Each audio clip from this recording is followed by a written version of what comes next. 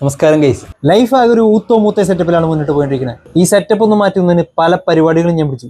Even photography ഉഷാറാക്കാൻ തീരുമാനിച്ചു. ആ field അങ്ങനെ കുളമായി. ഞാനൊരു പുസ്തകം എഴുതി പബ്ലിഷ് ചെയ്തു. അത് വായിച്ചവർ ഉറങ്ങിപ്പോയി. എല്ലാ പ്രതീക്ഷകളും തകർന്ന ഒരു കൊടുമേനലിൽ ഞാനൊരു സർബത്ത് കടയിട്ടു. അതെ, ആ വെള്ളപ്പൊക്കത്തിന്റെ ഉത്തരവാദി ഞാനാണ്. എന്നോട് ക്ഷമിച്ചാലും. ഒടുവിൽ യൂട്യൂബിൽ വീഡിയോ ഇടാൻ തീരുമാനിച്ചപ്പോൾ പ്രമുഖ യൂട്യൂബേഴ്സ് പോലും റീച്ച് ഇല്ലാതെ കേഴുന്നു.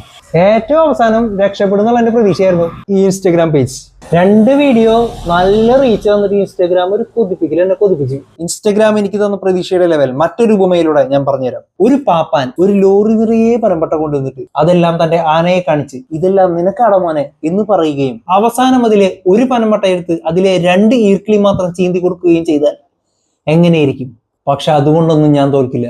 അങ്ങനെ തോൽക്കാനാണെങ്കിൽ ഞാൻ 10ാം ക്ലാസ്സിലെ തോറ്റാനെ. എന്റെ വിധി എന്റെ തീരുമാനങ്ങളാണ് എന്ന് പണ്ട് ദുൽഖർ സൽമാൻ പറഞ്ഞ ടോണിൽ പറയുകയാണെങ്കിൽ എന്റെ പിന്നിൽ തൂങ്ങിക്കിടക്കുന്ന ആ ഫാൻ ഉണ്ടല്ലോ, അതിനധികം ഭാരം ഏൽപ്പിക്കേണ്ട എന്നുള്ള എന്റെ തീരുമാനമാണ് എന്റെ പരിശ്രമങ്ങൾ.